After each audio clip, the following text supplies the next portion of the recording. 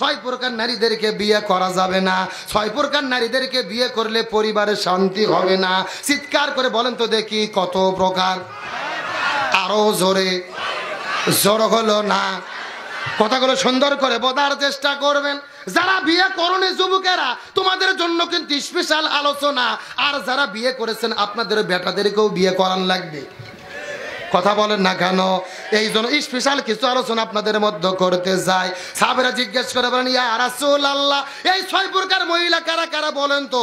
রাসূল বলেন, 1 নম্বর হলেন আন্নানা, 2 নম্বর মান্নানা, 3 নম্বর হান্নানা, 4 নম্বর হাদ্দক, 5 নম্বর বাররক, 6 নম্বর সাত্তক। চিৎকার করে বলেন তো দেখ গেল কত প্রকার? আরো বলেন, এই 6 প্রকার কি কি আপনারা কি বুঝতে পারছেন?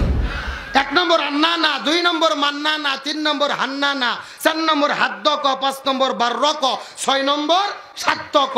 এই 6 প্রকার নারী কারা কারা জানার দরকার আছে না নাই? এই নারীগুলো না চলে আছে কিনা জানার দরকার আছে না নাই? আমি যুবকদেরকে বলবো, এ যুবকেরা, তোমাদের ব্যথা কিন্তু আমি খুবই ভালো বুঝি। বয়স হয়ে গেছে কিন্তু বাবা মা বিয়ে দেয় না। এ কথা কর না কে? গতকালকে দেখলাম পাকিস্তানে 13 বছরের একটা ছেলে বাড়িতে বলছে, বিয়ে না করানো পর্যন্ত স্কুলে যাব না। পিতামাতা খুবই বিপদে পড়ছে। বুদ্ধি কি? কাকে বিয়ে করবা? বলে আমি পড়ি ক্লাস 7-এ, ক্লাস 6ষ্ঠ শ্রেণীর একটা ছাত্রী আছে, তাকে আমার ভালো লাগে, আমি প্রেম করব না, প্রেম হলো হারাম, আমি তাকে বিয়ে করব। সুবহানাল্লাহ কোন? তখন বাবা মা আর সহ্য করতে না পেরে, কিছু উপায় না পেয়ে ওই মেয়েকে আনার পরে 13 বছরের ছেলে 12 বছরের মেয়ে বিয়ে দিয়েছে। তারা একই সঙ্গে স্কুলে যাচ্ছে, পড়াশোনা করতেছে। বলেন আলহামদুলিল্লাহ। এটাই তো ইসলামের শিক্ষা, এটাই তো কোরআনের শিক্ষা।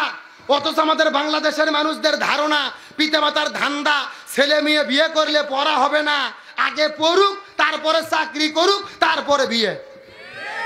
ছেলে 18 বছর বয়সে যুবক হয়, মাস্টার্স পাস করে 28 বছর বয়সে, চাকরি পাইতে পাইতে 35 বছর, 35 বছরে বিয়ে। অর্থ যৌবনের অর্ধেকই শেষ। এ যুবকেরা কথা কও না কে?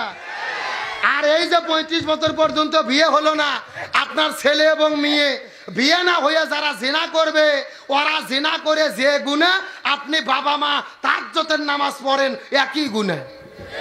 কিছু কিছু বাবা আসবে আছে দেখবেন, মাথার 6 তলা টুপি, মুখের মধ্যে দাড়ি, নামাজ পড়ে সামনের কাতারে, কপাল একেবারে কালো করে ফেলতেছে, কিন্তু বেটা বেটি বিয়ে দেয় না। এ কথা কর না কে?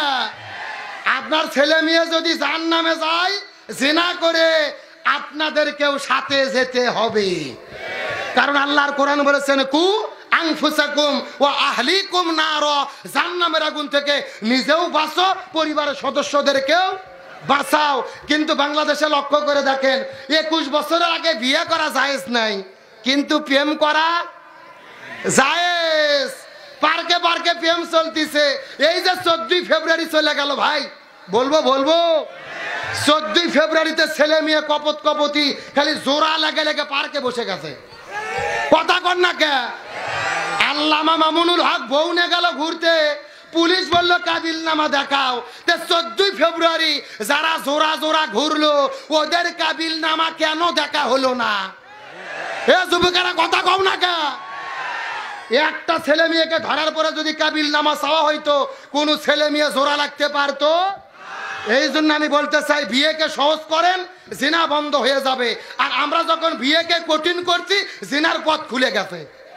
কারণ বাংলাদেশে 18 বছর আর 21 বছরের আগে বিয়ে বন্ধের আইন আছে, প্রেম বন্ধের কোনো আইন। মানে বাংলাদেশের আইন হলো পার্কে বাদাম ফাটাও, সমস্যা নাই। কিন্তু যদি 16 বছর আগে 18 বছর আগে কোনো মেয়ে হুজুর বিয়ে দেয়, পুলিশ আগে হুজুরক ধরে। এ কথা কর না কে? এই জন্য পিতামাতাদেরকে বলবো, যাদের ছেলে মেয়ের বয়স হয়েছে এদের বিয়ের ব্যবস্থা করেন। রেজেকের মালিক আপনি নয়। আল্লাহর কোরআন সূরা নূরের 32 নম্বর আয়াত বলেছে, যারা বিয়ের বয়স হয়েছে বিয়ে করে নাও, আমি আল্লাহ রেজেক লাগলে রেজেক দিয়ে দিব। সুবহানাল্লাহ কোন?